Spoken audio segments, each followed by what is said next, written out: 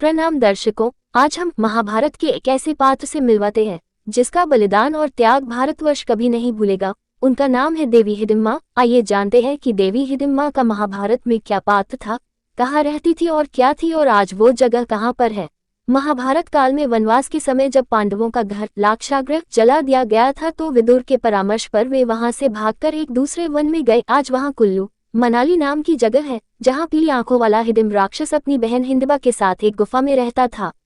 संयोग से पांडव उस वन में विश्राम के लिए उसी गुफा के आसपास रुके और मानवों का गंध मिलने पर उसने पांडवों को पकड़ लाने के लिए अपनी बहन हिडिंबा को भेजा ताकि वह उन्हें अपना आहार बनाकर अपनी क्षुधा पूर्ति कर सके। वहां हिडिंबा ने पांचों पांडवों सहित उनकी माता कुंती को देखा और उन्हें मारने के लिए दौड़ी। सभी भाई और माता कुंती गहरी निद्रा में थी और भीम पहरेदारी कर रहे थे। भीम ने जैसे ही आहट सुनी और देखा कि एक राक्षसी अपने हाथ में कटार लिए दौड़ी आ रही है तो भीम ने उसे रोका और पूछा। भीमसेन ने उससे पूछा, हे सुंदरी, तुम कौन हो और रात्रि में इस भयानक वन में अकेली क्यों घूम रही हो।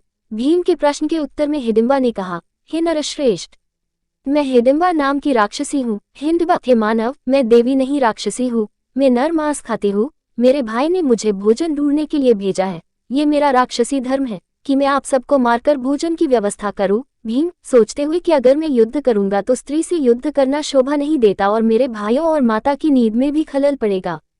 कुछ करना होगा। हे देवी, बिल्कुल आप सही है, लेकिन मैं बस इतना जानना चाहता हूँ कि इतनी सुंदर होकर भी आप ऐसे वन में कैसे रहती हो। कभी खुद को देखा है इस रूप की ऐसी दशा। हिडिंबा, मेरे भाई ने मुझे आप लोगों को पकड़ कर लाने के लिए भेजा है, किंतु मेरा हृदय आप पर आसक्त हो गया है तथा मैं आपको अपने पति के रूप में प्राप्त करना चाहती हूँ।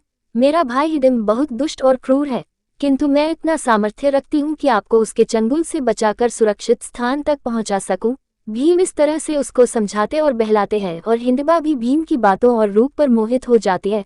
भीम को भी इस राक्षसी को देखते ही उससे प्रेम हो गया, इस कारण इसने उन सबको नहीं मारा। इधर अपनी बहन को लौटकर आने में विलंब होता देखकर हिडिंब उस स्थान में जा पहुंचा जहां पर हिडिंबा भीमसेन से वार्तालाप कर रही थी। हिडिंबा को भीमसेन के साथ प्रेमालाप करते देखकर वह क्रोधित हो उठा और हिडिंबा को दंड देने के लिए उसकी ओर झपटा। यह देखकर भीम ने उसे रोकते हुए कहा, रे दुष्ट राक्षस, तुझे स्त्री पर हाथ उठाते लज्जा नहीं आती? यदि तू इतना ही वीर और पराक्रमी है तो मुझसे युद्ध कर। इतना कहकर भीमसेन तार ठोंककर उसके साथ मल युद्ध करने लगे। कुंती तथा अन्य पांडव की भी नींद खुल गई। वहां पर भीम को एक राक्षस के साथ युद्ध करते तथा एक रूपवती कन्या को खड़ी देखकर कुंती ने पूछा, पुत्री, तुम कौन हो। हिडिंबा ने सारी बातें उन्हें बता दी। अर्जुन ने हिडिंब को मारने के लिए अपना धनुष उठा लिया, किंतु भीम ने उन्हें बाण छोड़ने से मना करते हुए कहा, अनुज, तुम बाण मत छोड़ो, यह मेरा शिकार है और मेरे ही हाथों मरेगा। इतना कहकर भीम ने हिडिंब को दोनों हाथों से पकड़कर उठा लिया और उसे हवा में अनेक बार घुमाकर इतनी तीव्रता के साथ भूमि पर पटका कि उसके प्राण पखेरु उड़ गए। हिडिंब के मरने पर वे लोग वहां से प्रस्थान की तैयारी करने लगे। इस पर हिडिंबा ने कुंती के चरणों में गिरकर प्रार्थना करने लगी, हे माता, मैंने आपके पुत्र भीम को अपने पति के रूप में स्वीकार कर लिया है। आप लोग मुझे कृपा करके स्वीकार कर लीजिए। यदि आप लोगों ने मुझे स्वीकार नहीं किया तो मैं इसी क्षण अपने प्राणों का त्याग कर दूंगी। हिडिंबा के हृदय में भीम के प्रति प्रबल प्रेम की भावना देखकर युधिष्ठिर बोले, हिडिंबे, मैं तुम्हें अपने भाई को सौंपता हूँ, किंतु यह केवल दिन में तुम्हारे साथ रहा करेगा और रात्रि को हम लोगों के साथ रहा करेगा। हिडिंबा इसके लिए तैयार हो गई और भीमसेन के साथ आनंद पूर्वक जीवन व्यतीत करने लगी। 1 वर्ष व्यतीत होने पर हिडिंबा का पुत्र उत्पन्न हुआ।